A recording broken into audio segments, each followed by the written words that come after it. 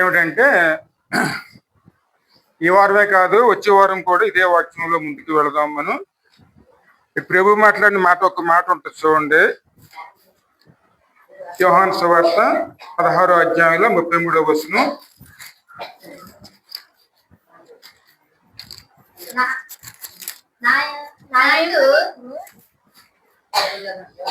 నా యందు మీకు సమాధానము కలిగినట్లు ఈ మాటలు మీతో చెప్పుచున్నాను.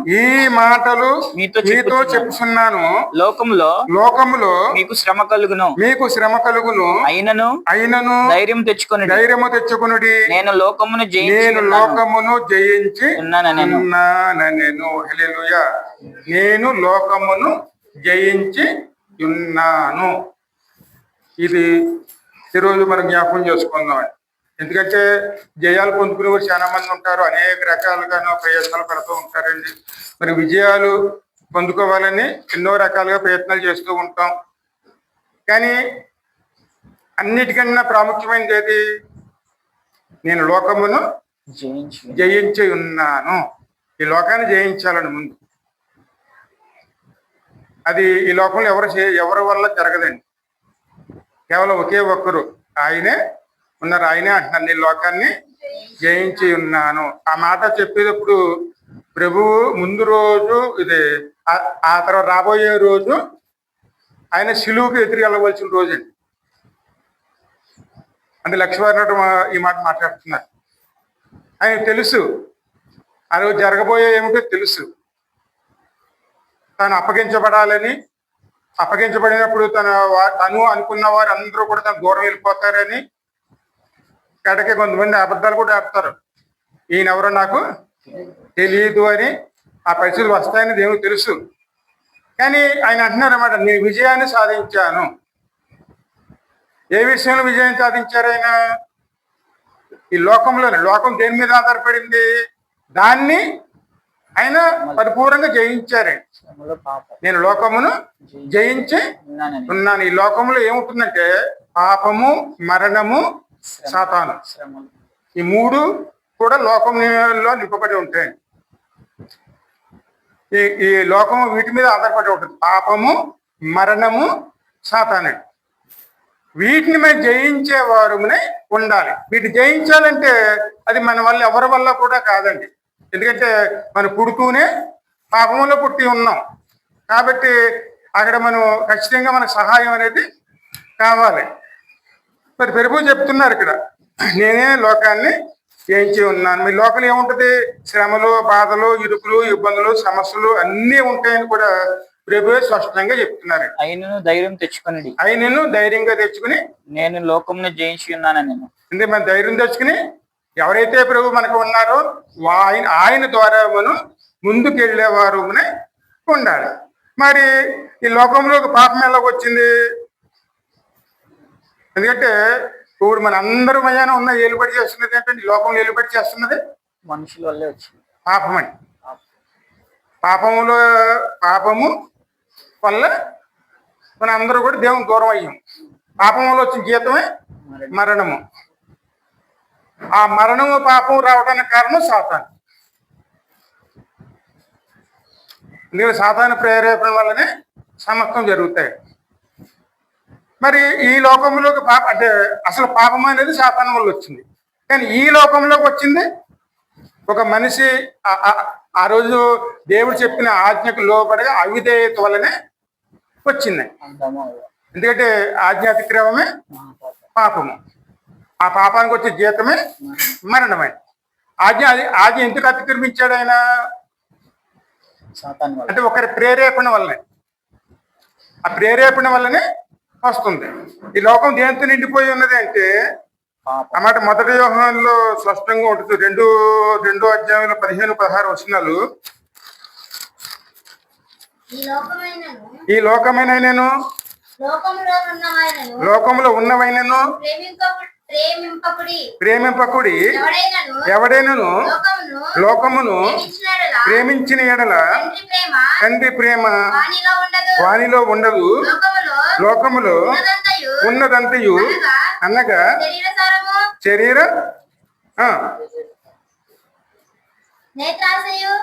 ఆ, జీవకుడంబము ఈ మూడే ఉంటాయండి: శరీరాశ, నేత్రాశ, జీవడంపం. ఈ మూడు లోపల నిండిపోయి ఉంటాయి. ఈ మూడు ఎవరి వల్ల వచ్చినాయి? సాతాను వల్ల వచ్చినాయి. సాతానులో ఏమున్నది? అహంకారం. నేను అని అహంకారంతోనే వాడు దేవునికి దూరం అయిపోయాడు. దేవునికి దూరం అయిపోవడం మరణమే. ఎందుకంటే దేవుని సీగి తనకి ఎడబాటు వచ్చింది. ఆ ఎడబాటే ఆ మాటకే మరణం అని చెప్తారు. ఆ నిజానికి ఎడబాటు ఎవరికి వచ్చింది?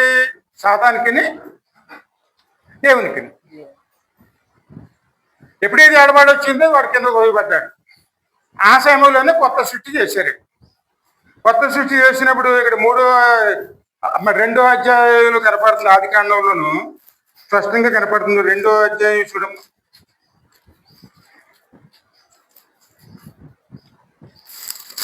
2వ అధ్యాయం 2:17.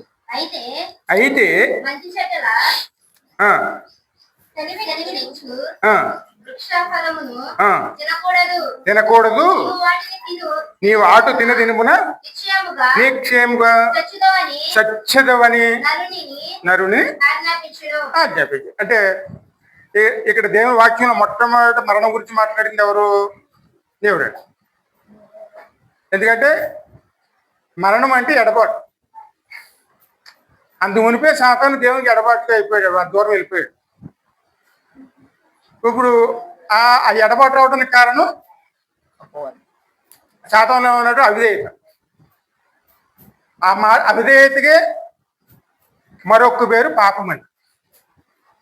దానివల్ల వచ్చిందే. ఇప్పుడు దేవుడు మన పరీక్ష పెట్టారు. నా మాటకు విలువనిస్తావు, విధేయతగా ఉంటే చాలు అని. అంతేనండి. విధేయుడిగా మన దేవుని సన్నిధిలో నిలిచి ఉంటే ఆయన ఉన్నాయన్నీ ఆయన చూసుకుంటారు. మనం శ్రమ పడవలసిన అవసరం లేదండి. దేవుడు ఏం చెప్తున్నారో అది మాత్రం చేసుకుంటే చాలండి. ఆయన ఏం చెప్పారు? ఆయన ఇగో ఇక్కడ నీకోసం తోటను సిద్ధం చేశాను, ఇవన్నీ ఫలాలు నువ్వు తినొచ్చు, కానీ ఈ ఒకటి మాత్రం నీకు వద్దు. ఆ ఒక్క ఫలం ఏం ఫలం? అది మంచి చెడులు తెలుసుకునేటువంటి ఫలం అండి. ఎందుకంటే మంచి చెడులు తెలుసుకుని మనం ఇక్కడ ఏదో సాధించవలసిన అవసరం ఏమీ లేదండి. మనం ఏదో సాధించాలని మనం అనుకుంటాం, కానీ నిజానికి మనం అవన్నీ మనం పడవలసిన అవసరం లేదండి. ఎందుకంటే మనం ఇక్కడ ఎంత సాధించినా సరే అది మనకు ఉపయోగం ఉంటుంది. అన్నీ ఇక్కడ వదిలిపెట్టేయాలి. కానీ ఇక్కడ ఎవరి ద్వారా నడుచుకోవాలి? మనం దేవునికి లోబడి ఉండాలి, దేవుని ద్వారా నడుచుకోవాలి, దేవుని చిత్తం నెరవేర్చుకునేవారు ఉండాలి. ఆయన మనకి ఏం బాధ్యత ఇచ్చారు? సేద్యము చేయుడి అని చెప్పాడు. అంతే. అంటే ఆ తోట మొక్కలన్నిటి కూడా శుభ్రంగా సేద్యం చేసుకుంటూ నువ్వు ఇక్కడ జీవిస్తూ ఉండమన్నారు. అంతవరకేనండి. మంచి చెడులు తెలుసుకోవాల్సిన అవసరం మనకి లేదండి. ఆయన చెప్పిన పని మాత్రం చేయటమే మనం చెయ్యాలి. ఆ చేయటమే విధేయత. కానీ ఎప్పుడైతే ఈయన సాతాను మాటలని దేవుని మాటల మీద అవిధేయత పెట్టాడో ఆ అవిధేయత వలన పాపం అనేది లోకంలోకి వచ్చింది. లోకంలోకి వచ్చి ఆయన ఏలుబడి చేయటం మొదలుపెట్టింది. మరి ఆ రోజుల్లోనూ ఇక్కడ ఉన్నది మనిషి అన్నవాడు ఒక్కడే, ఆదామును అవ్వను. కాబట్టి ఆయనలోనే మొత్తం నరులంతా కూడా ఐక్యమై ఉన్నారు. ఆయన ద్వారానే, ఆయన ఉన్నప్పుడే పాపం వచ్చింది కాబట్టి, ఆయన ద్వారానే వచ్చింది కాబట్టి, ఆయన రక్తము ఎవరిలో ప్రవేశిస్తుందో వారందరూ కూడా పాపులుగా మిగులుతారు. ఎందుకంటే మన తల్లిదండ్రుల రక్తం ఎవరిలో ఉంటుంది? ఆ యొక్క వంశంలో ఉంటుంది. కాబట్టి ఇప్పుడు ఆదాము వంశంలో మనం అందరూ వచ్చాం కాబట్టి ఆ పాపం అనేది మనలో అందరూ ప్రవేశించింది కాబట్టి ఆదాము ఒక అవిధేయత మనలో ప్రవేశించి మనల్ని దేవునికి విధేయులు కాకుండా చేసింది. కాబట్టి మనం అందరూ పాపం చేసిన వారమే. మరి ఇది దేవుని నిర్ణయం ఏంటి? ఎలాగైనా సరే వాళ్ళని ఈ సమస్య విడిపించాలని. అందుకోసం వచ్చిన వారే క్రీస్తు. కానీ ఆయన ఏ స్వరూపంలో వచ్చారు? ఆ రోజుల్లో వచ్చింది దేవుని స్వరూపం, మనిషి కుమారుడిగా వచ్చాడు. వచ్చినప్పుడు ఆదాము మొత్తం సృష్టించబడినప్పుడు ఎలా ఉన్నాడు అంటే ఆజ్ఞ ఉల్లంఘించక మునుపు విధేయుడిగా ఉన్నాడు, పరిశుద్ధుడిగా ఉన్నాడు. ఆ పరిశుద్ధంగా ఉన్న రూపంలోనూ యేసయ్య వచ్చారు. కానీ పాపిగా అవిధేయతలో ఉన్న సమయంలో కాదండి. ఫస్ట్ దేవుడు సృష్టించినప్పుడు విధేయుడిగా ఉన్నాడు కాబట్టి ఆ విధేయతను ధరించుకుని ఆదాము స్వరూపంలోనూ యేసయ్య వచ్చారు. ఇక్కడ ఆదాము చేయలేని దానిని యేసయ్య చేయడానికి ఆయన ముందుకు వచ్చారు. ఆదాము ఏం చేయలేకపోయాడు, కానీ విధేయతను చూపించలేకపోయాడు. ఆ చూపించలేకపోయినందువల్ల పాపిగా మారి దేవునికి ఎడబాటు కలిగి ఉండే విధంగానూ దేవునికి దూరంగా బయటకు త్రోసివేయబడ్డాడు. అదే మరణం అని. అదేనండి. కానీ ఇప్పుడు మన హక్కుని చేర్చుకోవటానికి అక్కడ ఆయనేని ఆదాము స్వరూపంలోనే వచ్చి, ఆదాము స్వరూపం ఎప్పుడు పాపం లేని ఉన్నప్పుడు సమయం ఆ విధంగా వచ్చి ఆయన ఈ లోకంలో జీవించి తన జీవితకాలం అంతా కూడాను విధేయుడై ఉండి, అంటే తండ్రికి విధేయుడు ఉండి ఆ విధేయత ద్వారాను అవిధేయతను జయించాడు. ఇంత మీకు అర్థమయ్యే ఉంటుంది ఇప్పుడు. ఎందుకంటే ఒక అవిధేయత వలన పాపం వంశం అంతటికి ఏ విధంగా సంక్రమించిందో అదే విధంగాను ఒక మనుషుని యొక్క అవిధేయత పాపం వచ్చినట్లుగానే ఒక మనిషి యొక్క విధేయత వలన ఆయన మీద ఎవరైతే ఆయన ద్వారా జన్మిస్తారో, అంటే ఆయన మీద ఆనుకుని ఉంటారో వారందరికీ కూడాను అక్కడ ఆ విధేయత వల్లనే ఆ యొక్క పాపం నుంచి విడుదల ఆ విధంగా వచ్చింది. ఇప్పుడు మనం ఆదాము పక్షం వారుగా మిగిలేమనుకోండి, ఖచ్చితంగా అవిధేయత వల్ల వచ్చిన పాపంలోనే నశించిపోతామని. కానీ క్రీస్తు అంటే ద్వారా మనం ముందుకెళ్తున్నాం అనుకోండి, ఖచ్చితంగా ఆయన విధేయతలో మనం దేవుని బిడ్డలుగా మనం ముందుకెళ్ళేవారు ఉంటామని. ఖచ్చితంగా మనం ప్రభువుని ఆనుకుని నడుచుకున్నాం అనుకోండి, ఈ లోకంలో ఏమున్నాయి? శరీరాశ, నేత్రాశ, జీవుడు నమ్మకం. ఈ మూడు కూడా ఎందులోంచి వస్తాయి? ఈ మూడు కూడా అవిధేయతలోంచి వస్తాయి. అంటే దేవుడు లోపనేది వల్లని మనస్సు, నేను ఈ లోకంలో హెచ్చించబడాలి, నేను బాగుండాలి, నేను అన్ని చెయ్యాలి, ఇది చెయ్యాలి, అది చేయాలి, అలాగే వెళ్ళాలి, ఇలాగే వెళ్ళాలి, అవన్నీ మనం అన్ని కూడా మనం నింపేసుకుని ఉంటాం. కానీ ఇక్కడ దేనికి స్థానం లేదు. ఇక్కడ మన మంచి చెడ్డలో మనం నిర్ణయించుకోవాలా, దేవుడు నిర్ణయించాలా? ఇది చాలా ప్రమాదం అండి.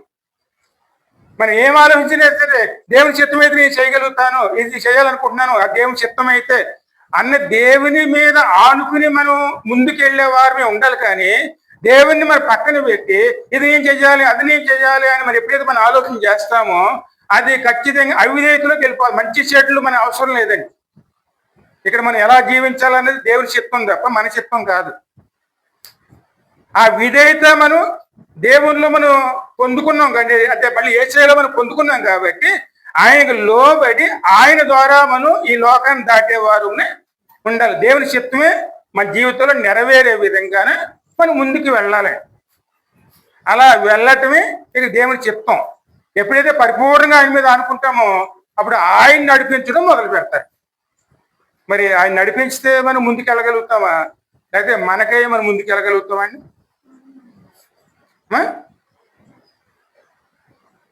ఆయన నడిపిస్తేనే ఇక్కడ మనం ఏమైనా చేయగలుగుతాం.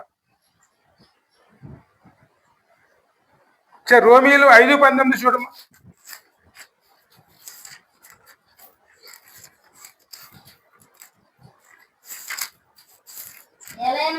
ఏలయనగా ఒక మనుషుని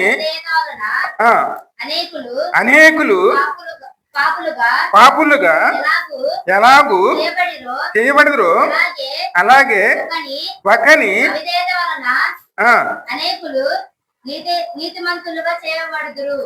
అక్షరం చదువు సరిగ్గా చదవాలి. ఏలయనగా ఒక మనిషిని అవిధేయత వలన అవిధేయత వలన అనేకులు పాపులుగా ఎలాగూ చేయబడిదిరో అలాగే ఒకని విధేయత వలన, అది నేను చెప్పేది విధేయత, అనేకులు నీతిమంతులుగా చేయబడుదురు. ఎందుకంటే ఒక మనిషి అవిధేయత ఏం తీసుకొచ్చింది?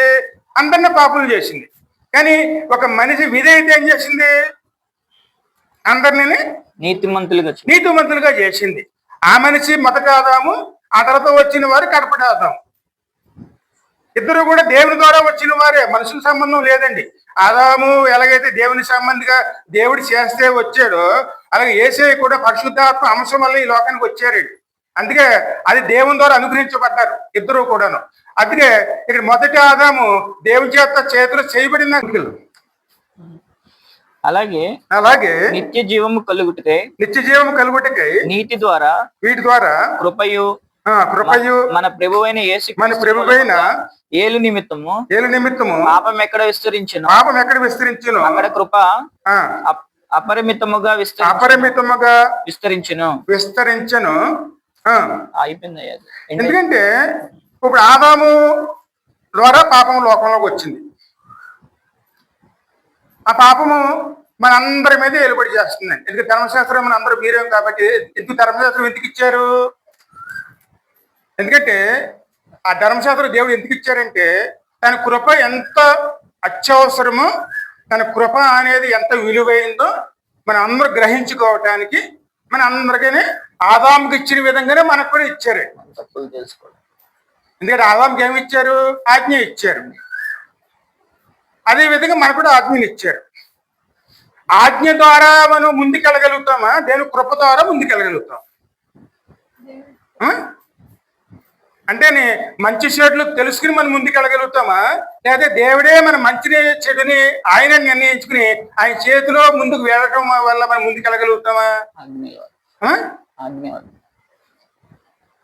అంటే అన్ని తెలుసుకుని మనం ముందుకెళ్ళాలా, లేదా దేవుని చేయి పెట్టుకుని ముందుకెళ్ళాలా? అది ముందు ప్రాముఖ్యం. అందుకే ధర్మశాస్త్రం ఇవ్వబడింది. కేవలం మనం దేవుని కృపలో నడుచుకునే విధంగా కృపాచర్చ సంపుటికి వచ్చినటువంటి ప్రభు చెయ్యి పట్టుకుని ముందుకు వెళ్ళిపోయేవారు మనం ఉండాలండి. అందుకే యేసయ్య ద్వారా ముందుకెళ్ళామనుకోండి, ఆయన కృప ద్వారా మనం ఖచ్చితంగాను ఈ లోకాన్ని దాటేవారు ఉంటామండి. ఈ లోకం దాటేటప్పుడు మనకి శ్రమలు వస్తాయి. ఎందుకంటే లోకాసుల నుంచి బయటకు వెళ్ళాలంటే శ్రమల పాలు కావాల్సి. శ్రమ అంటే ఏమిటి? మన అవసరాలు మానుకుని మనం ఏమి చేయగలుగుతామండి? అవన్నీ వదులుకోవాలంటే మనం ఎంతో శ్రమ పడాలి. అటువంటి మనసు సంపాదించుకోవాలి మనం.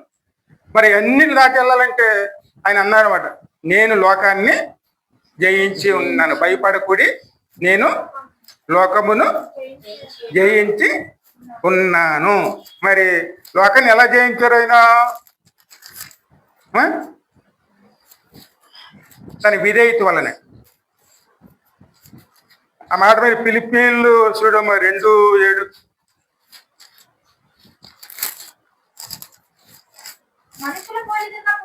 మనుషుల పోలికగా పుట్టి దాసుని స్వరూపమును ధరించి తన్ను తానే రిక్తునిగా చేసుకుని. మనుషుల స్వరూపులు ఎలా వచ్చారైనా?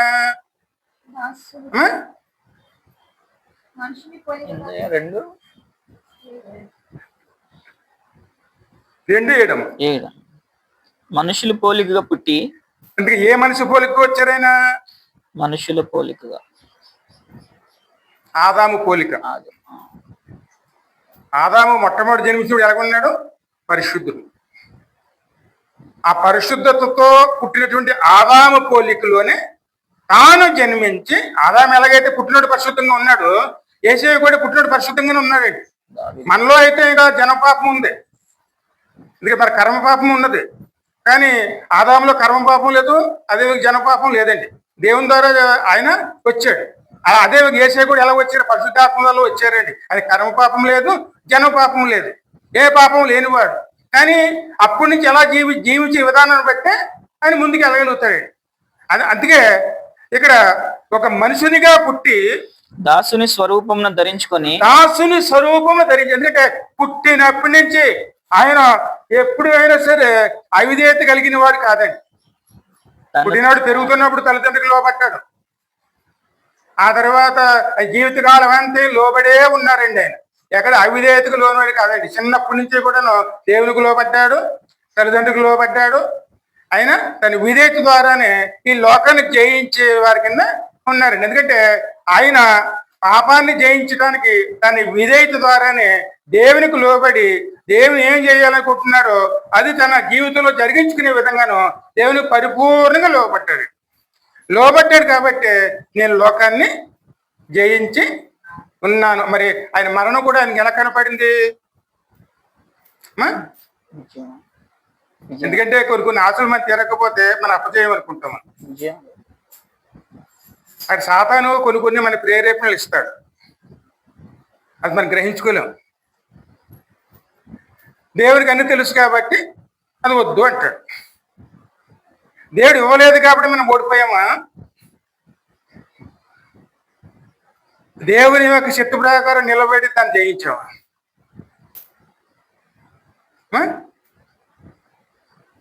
జయించడం అయితే చిత్త ప్రకారం. అందుకే ఏ రకంగా జయించామనొచ్చు. సాతాను ప్రేరేపణ వల్ల మనం అడిగింది దేవుడు ఇచ్చేసాడు అనుకోండి, ఆ పొందుకున్న దాని వల్ల మనకు ఖచ్చితంగా మనం అపజయమే వస్తుంది. అది మన మేలు చేయదని దేవునికి తెలుసు. అందుకోసం మనం అడిగినా ఇవ్వడు. మరి ఇవ్వలేదని మనం అపజయం పొందామని చెప్పి బాధపడుతూ ఉండాలా? లేకపోతే ఆ సత్యం తెలుసుకుని సాతాను మనం జయించామని చెప్పి ఇక్కడ మనం సంతోషపడాలా? బాధపడకూడదు. మనం బాధపడాలని అవసరం లేదు. ఎందుకంటే మన మంచి చెడు ఎవరు తెలుసు? దేవునికి తెలుసు కాబట్టి ఆ శ్రమలో బాధపడవలసిన అవసరం లేదండి. అందుకే ఈ లోకంలో మనకి శ్రమలు వస్తాయి. ఇటువంటి శ్రమలు వస్తాయి. ఆ శ్రమలను మనం దేవుని ద్వారా మనం జయించామనుకోండి, మంచి చెడులు ఎవరికి తెలుసు? ఆయనకే తెలుసు. కాబట్టి మన జీవితానికి ఎవరికి అప్పచెప్పాలి? ఆయనకే అప్పచెప్పుకునే వారునే మనం ముందుకెళ్ళాలి. అలా ముందుకెళ్ళామనుకోండి, ఎక్కడ మనం అసమాధాన పడవలసిన అవసరం లేదండి. దేవుడు మనకి ఏమి ఇదే ఇచ్చాడా, ఇందులో ముందుకెళ్ళిపోవాలి. మనం ఇలాగ ముందుకెళ్ళి మనం అంతవరకు కూడా నమ్మకంగా ఉండేవారునే ఉండాలండి. యేసయ్య ఎలాగొచ్చారు? ఆయన ఒక ధనవంతుడి ఇంట్లో రాలేదు. ఆయన కష్టపడి కుటుంబాన్ని పోషించుకునేటువంటి సాధారణమైన కుటుంబంలోనూ ఆయన వచ్చారు. ఆయన బాల్యకాలం అంతా ఎలా ఉంది? అదే ఆయన తండ్రికి సహాయం చేస్తూ ఆయన కష్టపడుతూ ముందుకు వెళ్ళిన వారే. అలాగే తండ్రికి సహాయం చేస్తూనే ఉన్నాడు, దేవుని వాక్యం ఎదుగుతూనే ఉన్నారు. ఆ తర్వాత దేవుళ్ళు నిలిచినే ఉన్నాయి. మరి ఆయన మందిరంలో మరి సేవకులతో మధ్యన ఆ యొక్క వాక్య తర్కం చేస్తున్నప్పుడు వాళ్ళందరూ ఏమనుకున్నారు? ఆయన ఇంత జ్ఞానం ఎక్కడి నుంచి వచ్చిందని చెప్పి అందరూ లోకసభలో ఉంటుందండి. ఇంత జ్ఞానం ఎక్కడి నుంచి వచ్చిందని చెప్పి ఆశ్చర్యపోయారండి. మరి ఆయన ఎందులో పెరిగాడు? ఆయన బాల్యకాలం అంతా ఎందులో పెరిగారండి? కేవలం దేవుని ద్వారానే, తన తండ్రి ద్వారానే జీవించాడు కాబట్టి, తండ్రికి లోబడ్డాడు కాబట్టి మనిషిగా పుట్టైన తన విధేయత వలన ఈ లోకాన్ని జయించారండి. ముందు చదువు పిలిపిల్లను మరియు ఆయన ఆకారమందు మనుషుడుగా కనబడి మరణము పొందినంతగా అనగా విధేయత చూపిన వాడి తన్ను తాను తగ్గించుకుని. ఎందుకంటే ఇక్కడ చూడండి, ఇక్కడ దేవుని చిత్తం ఏమిటి? తన చేతులతో సృష్టించిన మనుషులు నరకానికి వెళ్ళిపోతున్నారు. అది తండ్రి అనే దేవునికి ఇష్టం లేదండి. అందుకోసం పరిష్కారం కింద ఆయన కుమారుని పంపించారు. దేవుడు లోకాన్ని ఎంతగానో ప్రేమించి ఆయన అద్వితీయ కుమారుని పంపించారు. కానీ ఎందుకు పంపించారు? లోక పాపములమైన పాపానికి బలి కింద, ఒక బలి పశువు కింద ఆయన పంపించారు. అది ఆయనకి పరిపూర్ణంగా తెలుసు. తెలిసినా సరే తన విధేయత వలన తండ్రికి ఏం చేయాలనుకుంటున్నారో ఆ చిత్తానికే లోపడ్డారండి. బలి అవ్వటానికి కూడా ఆయన పరిపూర్ణ సిద్ధపడ్డ. 30 సంవత్సరాలు ఏమో ఈ లోక తల్లిదండ్రులకు లోపట్టారు. 30 దాటిన తర్వాత 3.5 సంవత్సరాలు కూడా ఎవరికి లోపట్టారు? పరలోక తండ్రికి లోబడి, దేవుని చిత్తానికి లోబడి, దేవుడు చేయబోయే కార్యానికి ఆయనే ముందుకు వెళ్ళి ఆయనతో కలిసి ఆ పనిని పూర్తి చేశారు. అంటే ఆయన శిలువ మరణాన్ని పొందడానికి చదువుమా తను తగ్గించుకుని భూమి మీద ఉన్న వారిలో గాని భూమి కింద ఉన్న వారిలో గాని ప్రతి వాని మోకాలను యేసు నామమున వంగునట్లును ప్రతి వాని నాలుకయు తండ్రి అయిన దేవుని మహిమార్థమైన యేసుక్రీస్తు ప్రభువుని ఒప్పుకున్నట్లును దేవుడు ఆయన అధికముగా హెచ్చించి. ఎందుకంటే ఇప్పుడు మన అందరితో బలహీనతలన్నీ కూడాను యేసే మీద మోపారు. ఎందుకంటే మొదట ఆదాము చేయలేని పోయిన ఆ యొక్క పనిని ఇక్కడ రెండో ఆదాము కింద తాను విధేయత కలిగి ఉండి దేవుడు చెప్పే విధంగా జీవించాడు కాబట్టి ఇది కొత్త సృష్టి అండి. అందుకే ఈ కొత్త సృష్టి ఎలాగొచ్చింది? పాతవి గతించను, సమస్తమును కొత్త. ఈ కొత్త దేంట్లో అయినాయి?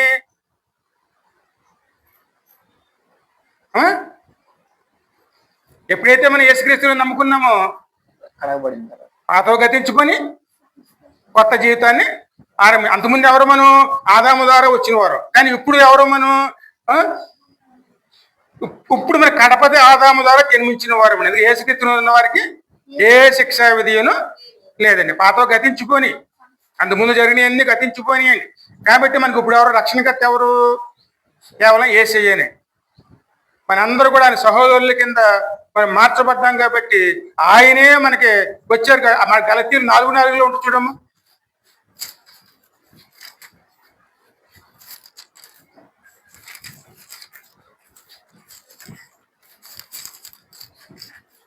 అయితే కాలము పరిపూర్ణమైనప్పుడు దేవుడు తన కుమారుని పంపెను.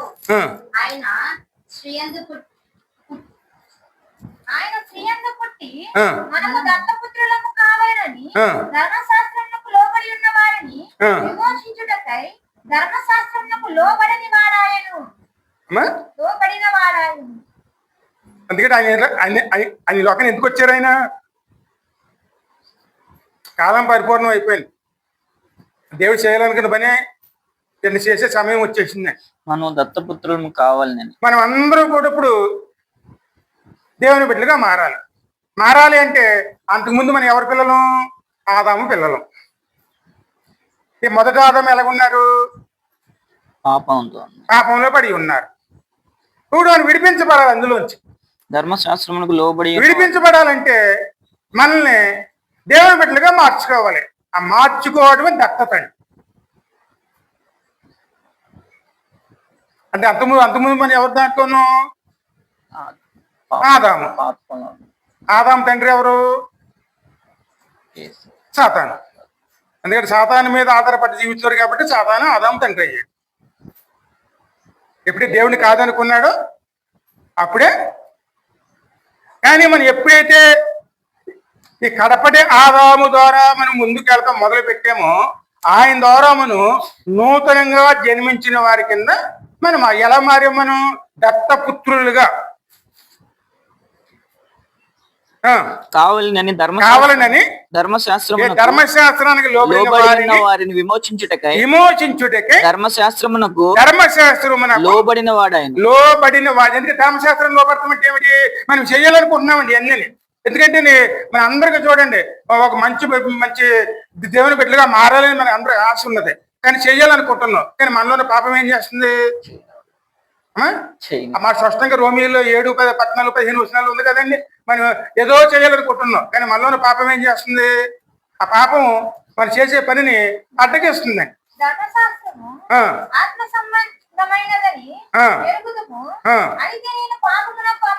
పాపమునకు అమ్మబడి ఉన్నానండి. ఎందుకంటే మనం బానిసలం అయిపోయాం. ఏ బానిసత్వంలో అయితే మనం పడిపోయామో ఆ బానిసలో ఉండి మనం ఏమి చేయలేని పరిస్థితిలో ఉన్నాం. మనలో పాపం ఉన్నది. పాపం మనం పట్టుకుంది. పాపం ఏం చేస్తుంది? నేనున్నాను అంటుంది. అందరూ కూడా పాపంలోనే పడ్డాం. అంటే దేవుని ఆజ్ఞకు లోబడలేదు, విధేయులుగా లేవు కాబట్టి అందరూ పాపంలోనే ఉన్నాం. మనం అందరూ అవిధేయులుగానే ఉన్నాం. మనలో పాపం ఏలుబడి చేస్తుంది. మనకి విడుదల కావాలి. మరి విడుదల కావాలంటే ఇప్పుడు మనం ఎవరి మీద ఆధారపడాలి? ఈ పాప పరిష్కారం కింద ఎవరు వచ్చారు? యేసయ్య వచ్చాడు కాబట్టి ఆయన మీద ఆనుకుని ఎవరైతే ఆశపడతారో వారందరినీ కూడాను తన స్వరూపంలోకి మార్చుకోవటానికి, దేవుని దత్తపుత్రులుగా మార్చబడటానికి రోమిలో 8వ అధ్యాయం స్పష్టంగా ఉంటుందండి. ఎందుకంటే అనేక సహోదరుల్లో ఆయన జ్యేష్ఠుడు అగినట్లు అన్న మాట కూడానే. ఎందుకనగా తన కుమారుడు అనేక సహోదరులలో జ్యేష్ఠుడు అగినట్లు దేవుడు ఎవరిని ముందుగా ఎరిగినా తను కుమారునితో సారూప్యము గలవారగుటకు ఆయన ముందుగా నిర్ణయించి. ఎందుకంటే మనం ఇప్పుడు ఆశపడ్డామండి. ఆశపడే ప్రాణాన్ని తృప్తిపరిచే దేవుడు. మనకి ఆశ ఏమిటి? దేవుల్లో ఉండాలి, దేవుళ్ళు ఎదగాలి, ఆయనలో మారాలి, ఆయన ద్వారా ముందుకెళ్ళాలి మన ఆశ. కానీ మనలోని పాపం ఏం చేస్తుంది? ఆ? చేయని ఉందనే పాపం అడ్డు పెడుతుందండి. అదే నేను చెప్పులేసి బయటకు వెళ్తున్నాం అనుకోండి, ఒక అడిగేస్తే ఏమవుతుంది చెప్పులోని ముళ్ళు? ఆ? నడవనే అవ్వదు, అన్ని గట్టిగా అడిగేసి ముందుకెళ్ళాం అనుకోండి, గుచ్చుకుంటుంది, ఈ ముళ్ళు ఏం చేస్తుంది? పైకి గుచ్చుకుంటుంది. ముందుకు ముందుకు వెళ్ళలేమండి. అలాగే ఏ పాపం అయితే మనలో ఉండి మన ఇబ్బంది పెడుతుందో ఆ పాపాన్ని అందరికి పరిష్కారం కింద ఆయనే వచ్చి, ఆ పాప ముళ్ళు ఏమిటి? మరణం. ఆ మరణం ముళ్ళు మన మీద ఏలుబడి చేస్తుంది కాబట్టి మనల్ని ఇడిపించడానికి ఆయనే మన ముందుకు వచ్చి ఆయనే కార్యం చేశారు. ఇప్పుడు ఎందరైతే ఆయన అంగీకరిస్తారో వారందరూ కూడాను దేవుని పిల్లల కింద ఆయనే ఇక్కడ మనల్ని సిద్ధపరుస్తారండి. ఎందుకంటే కుమారుని స్వరూపంలోకి పిలువబడిన వాడు నమ్మకమైన వాడు, నమ్మదగిన వాడు. ఆ మాట 1 కొరింథీయులు 1:9 ఉంటుందండి.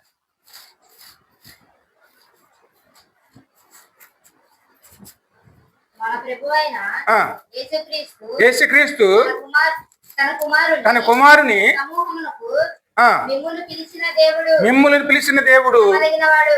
నమ్మదగిన. ఎందుకంటే మనకి ఇప్పుడు మనం ఎందుకు పిలిచారు మనల్ని? ఆ? ఎందుకంటే మనం దేవుని మెట్లుగా మారాలి. దేవుని మెట్లుగా మారాలి. ఎవరు సహవాసం చేయాలి? యేసుక్రీస్తు సహవాసం, అంటే లోక సహవాసమా, దేవునితో సహవాసం చేయాలి. లేదా ఆయన కుమారుడు సహవాసమా? యేసుక్రీస్తు కుమారుడు సహవాసంలోకి వెళ్ళామనుకోండి, మన భవిష్యత్తు దేవుని చేతిలో ఉంది. మనం ఏదో చింతపడవలసిన అవసరం లేదండి. అది కావాలి ఇది కావాలి సిద్ధపడిన అవసరం లేదండి. ఆయనే సిద్ధపరుస్తారు. మనం ఎలా ఉండాలనుకుంటున్నారో దేవుడు అలాగే సిద్ధపరుస్తారండి. కానీ ఈ లోకాన్ని ముందు పెట్టుకెళ్ళామనుకోండి, మనం ముందుకెళ్ళాం, ఈ లోకాన్నే ముందు పెట్టుకెళ్ళామనుకోండి, ఆవిడ మనకి ఎలాగుంటుంది? వెళ్ళాం అసలు. అందుకే ఇక్కడ మన విశ్వాసం, నమ్మకం ఇక్కడ ఎవరి మీద ఉండాలి? దేవుని నమ్మదగిన వారు. తన కుమారుని స్వరూపంలో పిలిచిన దేవుడు నమ్మదగిన వాడు. మన పరిపూర్ణ విశ్వాసం ఎవరి మీద ఉండాలండి? యేసయ్య మీద. మా పిల్లల భవిష్యత్తు మిమ్మల్ని పిలిచిన దేవుడు నమ్మదగిన వాడు. మన ఇంటి అవసరాలా దేవుడు చూసుకుంటాడు. మన కడిపేలా నిండుతుంది దేవుడు చూసుకుంటాడు. కేవలం మనం ఏం చేయాలి? దేవుడి చిత్తం మనలో నెరవేరాలి. దేవుడి చిత్తం నెరవేరటానికి మనం చేయవచ్చును మనం చెయ్యాలండి. ఎందుకంటే మనలో ఏమన్నది? మరణ భయం. ఈ మరణ భయం ఎవరిలో ఉన్నది? పాపం చేసేవారిలో. మన అంటే లోకమంతా పాపంలో ఉంది కాబట్టి మన అందరిలో కూడాను మనకు తెలియకుండా నేను దేన్నైనా సరే అది భయపడరేమో, కానీ మరణం అనేటప్పటికి మనలోను ఖచ్చితంగా భయం వచ్చేస్తుంది. అసలు నిజానికి ఇక్కడ మనం ఆలోచించవలసింది ఏమిటంటే, ఇక్కడ మరణం అంటే దేవునికి మనకు ఉన్న మధ్యన ఉన్న సంబంధం ఎడబాటు అండి. అందుకే పాపంలో వచ్చే జీతం ఏమిటంటే ఎడబాటు. అంటే మరి ఆ మరణం ఏ మరణం అనొచ్చు? ఇక్కడ ఇప్పుడు చెప్పిన మరణం రెండో మరణం అండి. కానీ ఈ శరీర మరణం ఎలాగిచ్చారు? ఎందుకు ఇచ్చారు ఆయన? శరీర మరణం, ఈ శరీర మరణం మనకి ఇవ్వటం ఇక్కడ మనకి ఆశీర్వించడానిక లేకపోతే మరి శిక్షించడానిక? 2 విధాలుగా ఉన్నాయి. ఎందుకంటే చెప్పనండి, ఇక్కడ చిరకాల పాపులుగా ఉండి సాతానుతో పాటు మనం నిత్య నరకంలో వెళ్ళిపోవడం దేవునికి ఇష్టం లేదండి. ఈ పాప జీవితం ఎంత తక్కువైతే అంత మంచిది. ఎందుకంటే మరి రోజు కూడా మన పాపములతో పోరాడుతూను ఎక్కడ ఓడిపోయామనుకోండి, మనం ఎక్కడికి వెళ్ళవలసిన వారు ఉంటామండి. అది దేవునికి ఇష్టం లేదు. చిరకాలం పాపిగా ఉండటం దేవునికి ఇష్టం లేదు. అందుకే ఆయన మరణం అనేది తీసుకొచ్చి ఆయన మనల్ని అక్కడ ఆ పాప నిత్య పాపగా ఉండకుండా మనల్ని దేవుడే కాపాడారు. అందుకే మనం ఈ కొద్ది జీవితంలో మనం ఏం చేయాలి? ఆయన మీద ఆధారపడి జీవించామనుకోండి, మరణ భయంతో ఉన్నవా మనల్ని నిత్య జీవం అనే దాంట్లోకి ఆయన తీసుకెళ్ళటానికి ఆయన అవన్నీ కూడా తాను అనుభవించి మనల్ని నడిపించి. ఆ మాట ఏప్రిల్ 2:14 చదువు.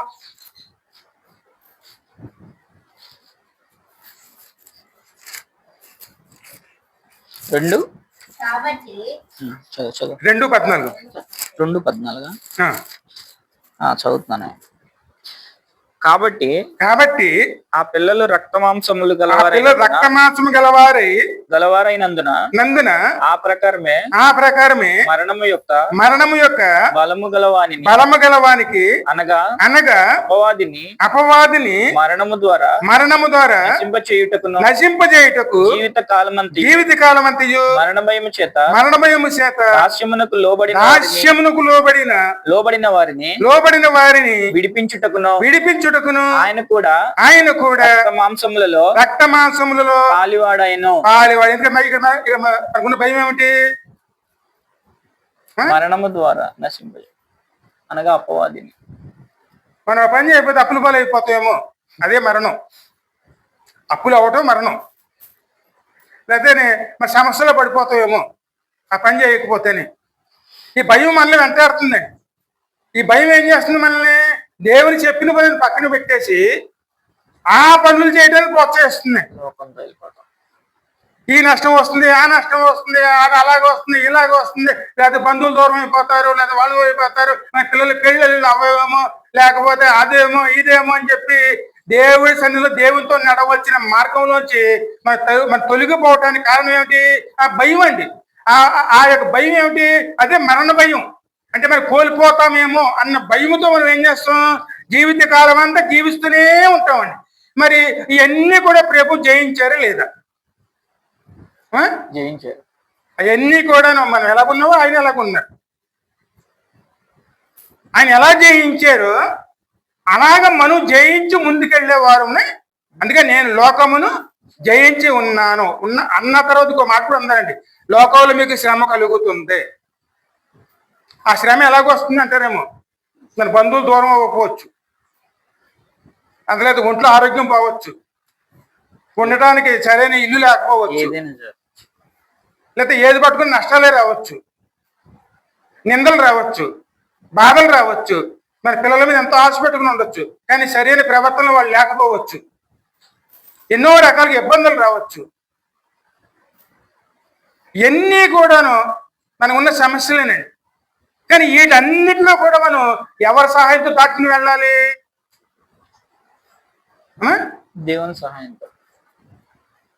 ఆయన సహాయంతోనే మనం ముందుకు వెళ్ళాలి. ఇవన్నీ ఆయన అనుభవించినవాడు కాబట్టి, ఆయన తెలుసు కాబట్టి, ఆయన మన సహాయం చేయగల పరిస్థితుల్లో ఆయన ఉన్నారు కాబట్టి, ఇక్కడ మనం ఆయన ద్వారానే ముందుకు వెళ్ళటానికి ఆయనే మన కోసం వచ్చారండి. అంటే మరణ భయం గల వారికి సహాయం చేయటానికి ఆయన మరణం అంటే ఆయన అందులోనే వచ్చారు కాబట్టి, రక్తమాంసం గల ఆయన వచ్చారు కాబట్టి ఆయన సహాయం చేయగలిగినటువంటి సమర్థుడి కింద ఆయన ఉన్నారు. అందుకే మనం ఇక్కడ ఆదర్శంగా ఎవరిని పెట్టుకోవాలి?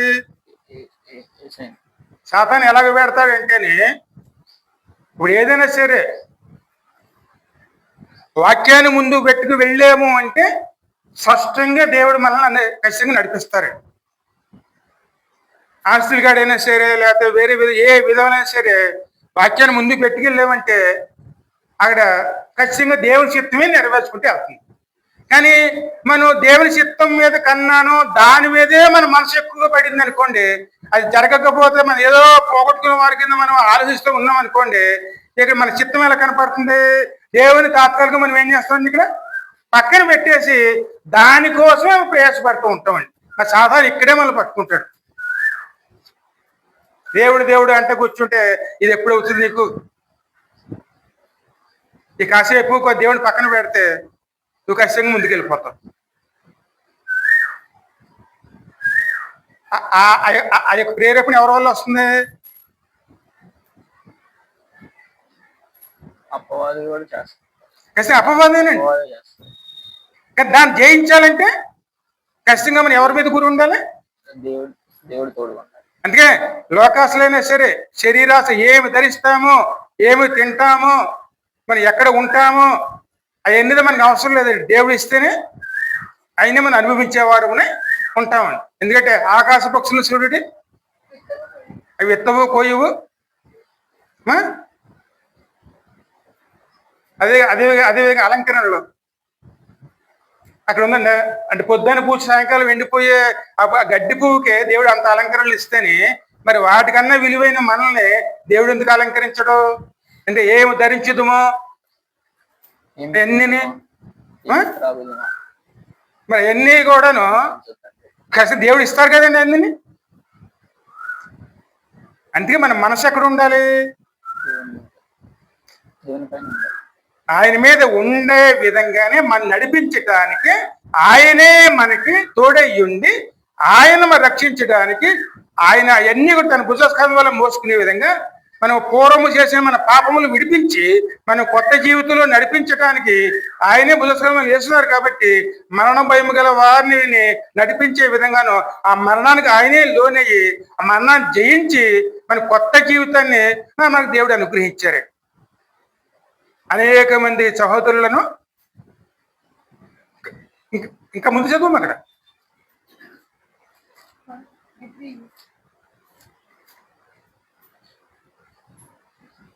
ఎలయనగా ఆయన ఎంత మాత్రమును ఆ దేవదూతల స్వభావమును ధరించుకొనక అబ్రహాము అమ్మా ఇక్కడ ఎబ్రిల్ 2:15 కాబట్టి ఆ.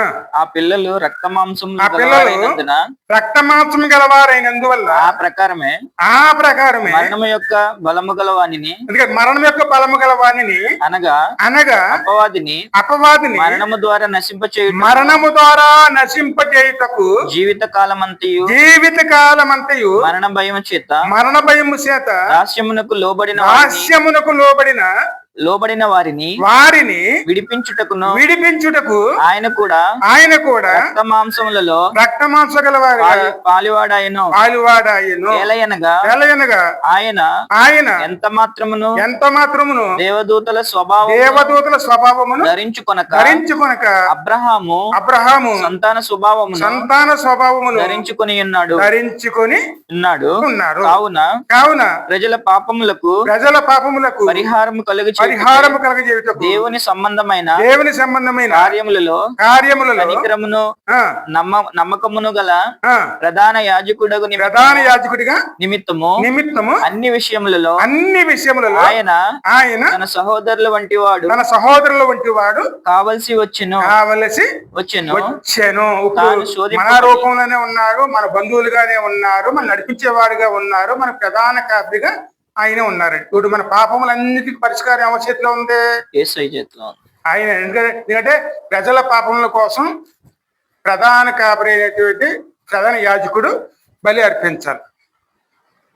ఆ యొక్క బలి పశువు ప్రధాన యాజకుడు సిద్ధపరచాలి. కానీ పూర్వకాలం అక్కడ ఈ ప్రజల కోసం కొన్ని గొర్రె పిల్లలను తీసుకొచ్చి బలి ఇచ్చేవాడు. కానీ యేసయ్య తానే గొర్రెపిల్లగా మారి తానే ఒక బలి కింద ఈ ప్రజలందరి కోసమును ఆయనే అక్కడ అర్పించారండి. అది మళ్ళీ అర్పించవలసిన అవసరం లేదు. ఎందుకంటే ఆయనే ఒక గొర్రె పిల్ల కింద వచ్చారు కాబట్టి, ఆయనలో పాపం లేదు కాబట్టి, ఆయన పరిశుద్ధుడు కాబట్టి, పాపానికి పరిష్కారం కింద దేవుడు దాన్ని ఆమోదించారు కాబట్టి ఇంకా పాపం అనేది వారి జీవితంలో ఎలుబడి చేయదండి. కాబట్టి మనకి ఏమొచ్చింది? పరిపూర్ణమైనటువంటి విడుదల. అదే ఒక మనుషుడు అక్కడ విధేయత కలిగి పాపపరిహార బలి కింద తనను అర్పించున్నాడు కాబట్టి ఆ విధేయత మన అనేక మంది ప్రజల అవిధేయత వల్ల వచ్చిన పాపానికి పైన కప్పేసింది. కాబట్టి దేవుని ఉగ్రత ఎవరి మీద ఉండదు? పాపం చేసేవారి మీద ఉంటుంది. ఎవరైతే ఆయన మీద ఆనుకుని ఉంటారో, ఎవరైతే ఆయన ద్వారా జీవించే ముందుకు వెళ్తారో వారి మీద ఆ పాపం అనేది ఏలుబడి చేయదండి. ఎందుకంటే పరిష్కారం దేవుడు సూచించాడు. ఇప్పుడు ఆయన ఆధారం చేసుకుని జీవించేవారు ఉండాలి. మన చేయవచ్చింది ఏమిటి? ఆయన ఆధారం చేసుకోవాలి అంతేనండి. ఈ లోకంలో ముందుకెళ్తా లోకాన్ని జయించాలంటే ఆయన ఆధారం చేసుకుంటేనే ముందుకెళ్తేనే లోకాన్ని జయించగలుగుతాం. ఈ నేత్రాశలైనా సరే, లేదా జీవ డంబకాలైనా సరే, ఈ శరీర ఆశలైనా సరే, ఈ అన్నిట్లో మనం పరిపూర్ణంగా జయించాలంటే యేసయ్యను ముందుకు పెట్టుకుని వెళ్తేనే మనం జయించగలుగుతాం. అందుకే లోకాన్ని జయించింది యేసయ్య మాత్రమే. ఆయన ఆధారం చేసుకున్నాం అనుకోండి, ఆయన ద్వారా జన్మించిన వారు లోకాన్ని జయిస్తారు. ఇక్కడ పాపంలో జయము పొందుకున్నాం. మరి అదేవిధంగా రెండోది ఏమిటి? ఆ పాపం వచ్చిన జీతమే మరణం అండి. ఆ మరణం ఎక్కడ వచ్చింది?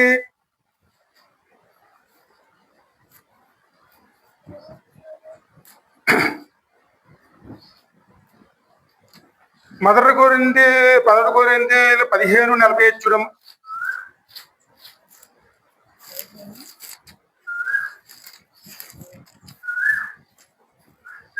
మొదటి కొరింథీ 15:45. ఇందు విషయమై ఆదాము మొదటి మనుషుడు జీవించు ప్రాణి ఆయనని వ్రాయబడి ఉన్నది. కడపటి ఆదాము జీవింపచేయు ఆత్మ ఆయను ఆత్మ సంబంధమైనది మొదట కలిగినది కాదు ప్రకృతి సంబంధమైనది మొదట కలిగినది తరువాత ఆత్మ సంబంధమైనది మొదటి మనుషుడు సంబంధి అయి మంటి నుండి పుట్టినవాడు. ఈ భూ సంబంధి అయ్యి మంటి నుండి పుట్టాడు. రెండవ మనుషుడు పరలోకం నుంచి వచ్చిన మంటి నుండి పుట్టినవాడెవడో మట్టి నుండి పుట్టిన వారును అట్టివారే పరలోక సంబంధి ఎట్టివాడు పరలోక సంబంధులను అట్టివారే. మనం ఆత్మ ద్వారా జన్మించిన వారమా, ఆదాము ద్వారా జన్మించిన వారు? మట్టి ఆదాము అంటే ఈ లోకాసుల వల్ల జన్మించిన వారు.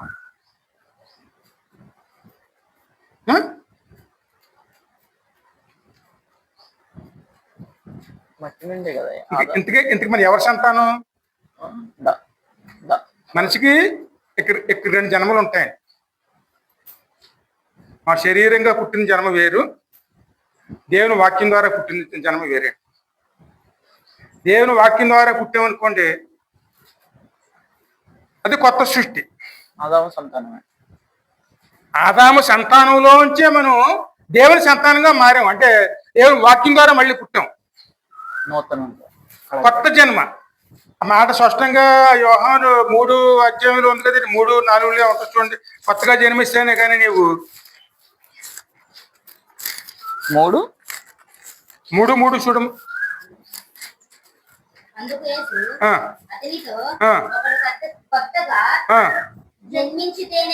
కొత్తగా జన్మిస్తేనే గాని అతడు దేవుని రాజ్యమును చూడలేడని నీతో నిశ్చయంగా చెప్తున్నా. ఇప్పుడు ఆదాము సంతానంలో వచ్చాం.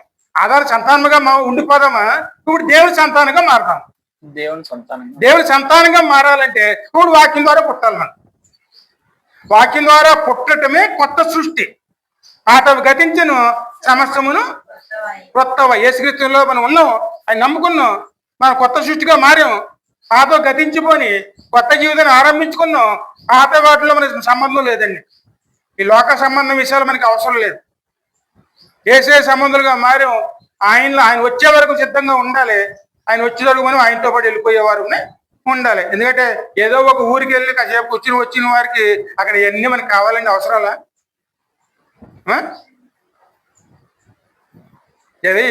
ఈ గంట కాబట్టి గంట మనం వెళ్ళిపోయే వాళ్ళమే. కానీ అక్కడ ఉన్నవన్నీ మనం పట్టించి కూర్చుంటే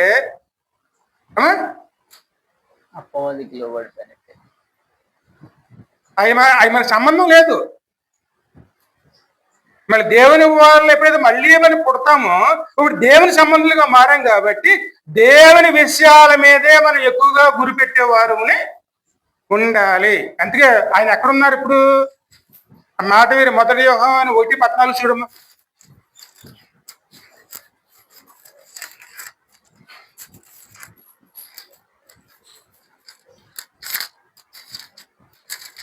ఒకటి 14 అయ్యా.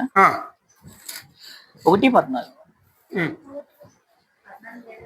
10 వరకే ఉందయ్యా. యోహాను సువార్తలో మొదటి అధ్యాయంలో 14 వచ్చింది.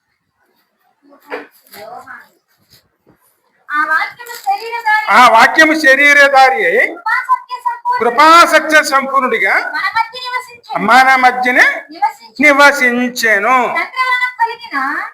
ఎందుకంటే ఆ వాక్యం ఎక్కడ ఉంది? అంటే మనలోనే ఉంది. ఇప్పుడు అప్పుడైతే వాళ్ళందరూ ఏం నివసించింది? 33 సంవత్సరాలు జీవించారు, తన కార్యం పూర్తి చేసుకున్నారు. ఇప్పుడు ఎవరి దగ్గర ఉన్నారు? ఎప్పుడైనా అద్వితీయ కుమారుని మహిమ వలె మనం ఇప్పుడు యేసయ్య ఆ వాక్య శరీరాన్ని ధరించి ఇప్పుడు ఆయన ఎక్కడున్నారు? ఆత్మ. ఇప్పుడు ఈ వాక్యం నెరవేర్చాలంటే ఈ వాక్యం ఎవరు ధరించాలి? ఈ వాక్యం మనం అంగీకరించి మనం ధరించాలి, అంటే దాన్ని మనం నెరవేర్చాలి. శరీరధారి అంటే ఆ వాక్యం ఎవరిని ధరించింది? ఇప్పుడు ఆ వాక్యం మనల్ని ధరించింది కాబట్టి, ఆయన మనలోనే ఉన్నారు కాబట్టి మనం దేవుని బిడ్డలుగా మనం ముందుకెళ్లే వారమే ఉన్నామండి. ఇప్పుడు ఏసీ స్వరూపంలోకి వచ్చేసాం, మనం ఏసైలాగా ఉన్నాం, ఏసైలా జీవిస్తున్నాం. ఏసై ఎక్కడికి వెళ్తే అక్కడికే వెళ్తాం. కాబట్టి ఇప్పుడు మనం ఆదాము సంబంధమా ఏసై సంబంధమా? ఏసై సంబంధం. ఏసై సంబంధం అయితే ఏసై ఆలోచన మనకు వస్తాయి. కాబట్టి మన లోక సంబంధం, లోకమైన విషయాలు మనం ఆలోచించిన అవసరం లేదండి. మనం ఎలా ఉండాలనుకున్నారో ఆయన అలాగే నిలుపుతారు. ఇంకా ఒకసారి చూడండి, ఎంత ఏ ప్రార్థన చేసినా ప్రార్థన ప్రతిఫలం రాదు. ఎంత ఏ మొరపెట్టినా అది దేవుని ఉద్దేశం నెరవేరుతున్నా, మన ఉద్దేశం నెరవేరుతున్నా. అంటే మన ప్రార్థన దేవుని ఉద్దేశాన్ని మార్చేస్తుందా? దేవుడు చిత్తం జరగట్లా.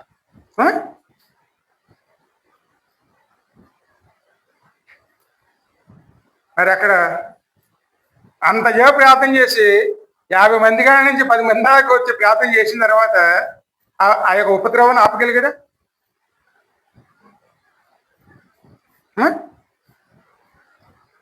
దేవుని ముందే తెలుసు ఆ నీతిమంతుడు ఎవరన్నా లేరని. దేవుని ఉద్దేశమే నెరవేరుతుంది. మరి యేసే మనల్ని ధరించారు కాబట్టి ఆయన ఉద్దేశం మనలో నెరవేరే విధంగాను ఆయన లోబడి జీవించేవారు మనం ఉండాలి. అదే యేసుక్రీస్తు ఉన్న వారికి ఏ శిక్షా విధియును లేదు. ఆయన ధరించే ఆయన వాక్యం ఎక్కడుంది? మనలో ఉన్నది మనం ధరించింది కాబట్టి మరి ఇప్పుడు ఎవరు? మనం దేవుని సంబంధం దేవుని బిడ్డలుగా మారాం కాబట్టి ఇప్పుడు మన సహవాసం ఎలా ఉన్నది? 1 యోహాను 1:7 ఏమున్నది?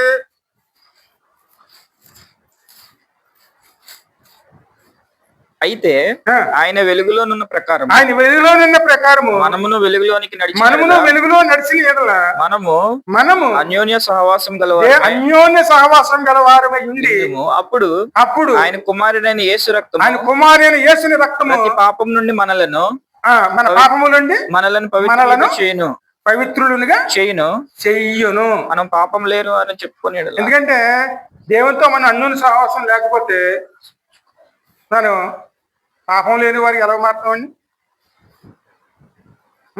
మనం పాపం లేని వారు అని చెప్పుకునేట్లా. ఎందుకంటే అబ్రహాముతో మాట అన్నారు చూడండి, ఆదికాండం 17వ అధ్యాయంలో మొదటి 2 వచనాల్లోనే, నీవు నా సన్నిధిలో నిందారహితుడిగా ఉండుము అన్నారు. నేను నీతో ఒక నిబంధనను చెయ్యబోతున్నాను. అబ్రహాము 99 ఏండ్ల వాడైనప్పుడు యెహోవా అతనికి ప్రత్యక్షమై, నేను సర్వశక్తి గల దేవుడును, దేవుడిని సన్నిధిలో నడుచుచు నిందారహితుడిగా ఉండుము. నాకును నీకును మధ్య నా నిబంధనను నియమించి నిన్ను అత్యధికంగా అభివృద్ధి పొందించేదని మర్చిపోకండి. అతనితో అతడితోను చెప్పాను. దేవుడు మనకి ఇచ్చింది ఏంటి? ఇద్దరమైన ఏముందండి ఇప్పుడు? నాకు నీకు మధ్య నా నిబంధన నియమించి, దేవుడు ఏర్పరిచిన నిబంధనని దేవుడు ఉల్లంఘిస్తారా? నియమించి నిన్ను అత్యధికముగా అభివృద్ధి పొంది ఉల్లంఘించకూడదు. ఆయన సన్నిధిలో నిలవమన్నారు, ఆ సన్నిధిలో నడవమన్నారు. ఆ నడిచినప్పుడు ఆ సన్నిధిలో ఉన్నప్పుడు మనం ఎలా ఉండాలన్నారు? ఆయన నిబంధనను రహితుడిగా. సాతాను ఏలు పెట్టి చూపిస్తాడండి. ఇదిగో ఎవరు మన మీద ఏలు పెడతారని చెప్పక్కర్లేదు. మన పక్కన వాళ్ళు మనం అనుకుంటాం, వాళ్ళు నెలగన్నారు, వీళ్ళు నెలగన్నారు. ఎందుకంటే 2-3 కూర్చున్నారు అనుకోండి, ఆ 3వ వాడు అయిపోతాడు. ఆ గంటసేపు వాడి మీద తిరుగుతుంది సంభాషణ అంతాను. ఆ దేవుని బిడ్డలో ఎవరైనా 2-3 కూర్చున్నారంటే ఆ పక్కించోడు పని అయిపోయినట్టే. ఇంకా వాడు గుట్టంతా లోకం అంతా తిరిగేస్తుందండి. అంతలా వాడుకుంటాడు సాతాను. అది ఖచ్చితంగా జరుగుతుందండి.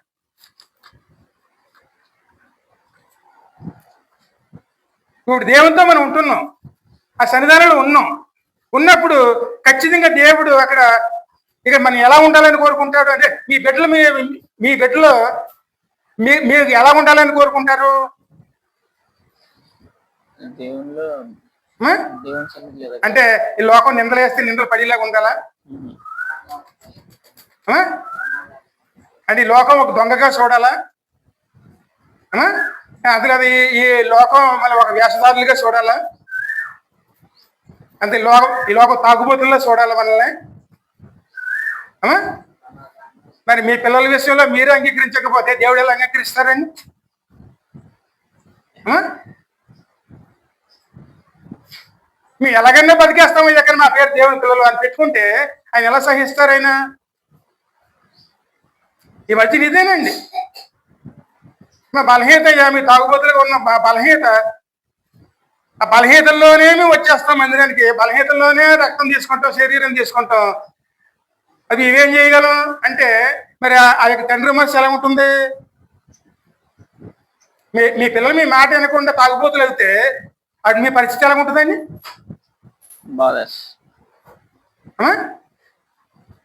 బాధపడతాం. ఆఖరికి ఆస్తులు ఇవ్వటానికి కూడా మీకు మనసు ఒప్పదండి. అందుకే ఇక దేవుడు మనకు మన ఇద్దరి మీద ఏం పెట్టారు? ఆయన ఒక నిబంధన. నేను అత్యధికంగా నేను అభివృద్ధి చేస్తాను, అభివృద్ధి పొందించేది నేను అతనితో చెప్పాను. ఎందుకంటే దేవుడు చేసే అభివృద్ధి మనకు కావాలా, లేకపోతే ఈ లోకం ద్వారా సంపాదించుకునే అభివృద్ధి మనకు కావాలా? దేవుని ద్వారా కావాలి. అంటే మనం దేవుని సహవాసంతోనూ దేవుడు ఎలాగైతే మనం ముందు నడిపిస్తాం. ఎందుకంటే ఆయన లోకాన్ని జయించారు. మరి ఆయన ద్వారా మనం లోకాన్ని జయించేవారు, మనం ఆయనతో నిందారహితులకు వెళ్ళేవారు మనం ఉండాలి. మన భవిష్యత్తు అంతా ఎవరి చేతిలో ఉంది? కేవలం మనం ఆయనతో నడవాలి. ఆయన సన్నిధానంలో మనం నిందలేని వారిగా నడవాలి.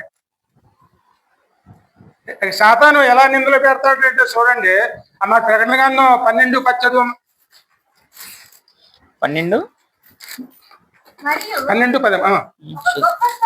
ఒక గొప్ప స్వరము పరలోకము నుండి చెప్పుట వింటిని రాత్రింపగళ్ళు మన దేవుని ఎదుట మన సహోదరుల మీద నేరము మోపవాడైన అపవాది వాడు ఎక్కడ పడద్రోయబడ్డాడు? పరలోకం నుంచి భూమి మీద పడ్డాడు. భూమి మీద ఎవరున్నాం? మనం ఉన్నాం. ఇక్కడ మనం ఎవరు? దేవుడి సంబంధంలో. మరి దేవుడు వాడిని కింద తోసేసినప్పుడు మరి వాడు వచ్చి దేవుడి సంబంధం అయ్యని పడినప్పుడు మరి దేవుడి సంబంధుల్ని వాడు ఎలా వదిలిపెడతాడు?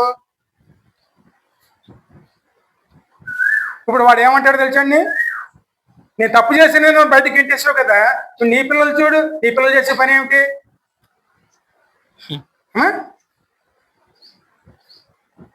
చిన్న తప్పు చేశానని పైనుంచి కింద వస్తావు కదా, ఇప్పుడు నీ పిల్లలు చూడు, వాళ్ళని ఏం చేస్తావు అప్పుడు?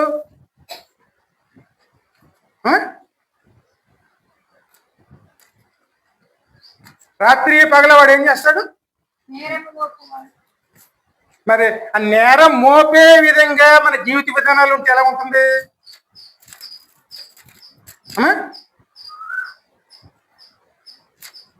ఈ అవకాశం మనం ఇవ్వచ్చా?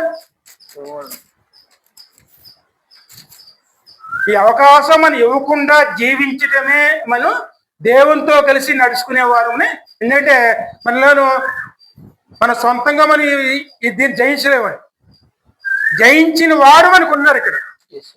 యేసయ్య ఆయనే లోకాన్ని జయించాడు కాబట్టి ఆయన మీద ఆధారం చేసుకుని ఆయన చెయ్యి పట్టుకుని లోకాన్ని దాటేవారు మనం ఉండాలి. కానీ ఆయన కాదని మనం లోకాన్ని దాటడానికి ప్రయత్నం చేసామనుకోండి, వీడు చేసే నిందల్లో మనం పడి ఆడెళ్ళే చోటకు మనం వెళ్తాం. ఈ లోకాన్ని మనం దాటాలంటే కసికి ఎవరి సహాయం కావాలి మనకి? అది ఎక్కడే ఉండడు, మన వాకిట్లో ఉంటాడు. నువ్వు బయటికి వెళ్తున్నా ఏలోటు చూపిస్తాడు, లోపలికి వచ్చినా ఏలోటు చూపిస్తాడు. ఆ ఎవరికి చూపిస్తాడు? మీ తండ్రి అయినటువంటి దేవునికే చూపించి, చూసావా నీ పిల్లలు ఎలాగున్నారో చూసావా? అక్కడ ఏం చేశారో తెలుసా నీకు? మనం మర్చిపోయిన వాడు మర్చిపోడండి. మరి ఎన్ని దేవుని దగ్గర పెడితే మరి మీ పిల్లల గురించి ఎవరైనా ఈ విధంగా చెప్పారు అనుకోండి, మీ కోపం వస్తుంది, సంతోషం వస్తుంది. మరి మీ కోపం వస్తే మీరు ఏం చేస్తారు? ఆ?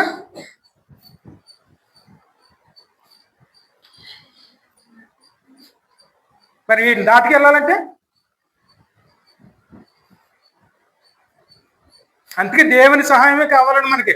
మనం ఏమవ్వాలని మన చిత్తం కాదు, దేవుని చిత్తం. దేవుడు ఎలా నడిపిస్తే అలాగే మనం వెళ్ళాలి. ఏ విషయంలో అయినా సరే, ఏ పరిస్థితుల్లో అయినా సరే దేవుని చిత్తమే నడవాలి, కానీ మన చిత్తం కాదండి. మనం ఇలాగే ఉండాలని దేవుడు అనుకున్నారు అనుకోండి, అలా ఉండటానికే మనం లోబడాలి. హల్లెలూయా. ఆరోగ్యం ఉండే వారికి ఇచ్చాడా, ఆరోగ్యంలోనే దేవుని ఆరాధించాలి. అనారోగ్యం ఇచ్చాడా, అనారోగ్యంలోనే ఆరాధించాలి. ఏ స్థితిలో దేవుడు మనం ఉంచారో ఆ స్థితిలోనే నమ్మకంగా ఉండేవారునే ఉండాలి. అలా ఉన్నామనుకోండి, నిత్య జీవంలోకి మనం ఖచ్చితంగా నడిపించబడుతుంది. దానికి సాదృశ్యమే ప్రభు చెప్తున్నారు అన్నమాట. మీరు దిగులు చెందకండి, భయపడకండి, నీ లోకాన్ని జయించాను. శ్రమలు వస్తాయి అని ముందే చెప్పారండి. నేను లోకాన్ని జయించాను. ఆ మాటకు అర్థం ఏమిటి? నన్ను ఆశ్రయించండి, నేను లోకాన్ని జయించాను, మీరు అలా వెళ్ళండి అని చెప్పి మనం మార్గం చూపిస్తామండి. ఆయన్నే మనం ఆదర్శంగా పెట్టుకునే వారునే ఉండాలి. మిగతా వచ్చేవారు మనం జ్ఞాపకం చేసుకుంటున్నాం. చిన్న ప్రార్థన చేసుకుంటాం. మైక్ ఇస్తారా?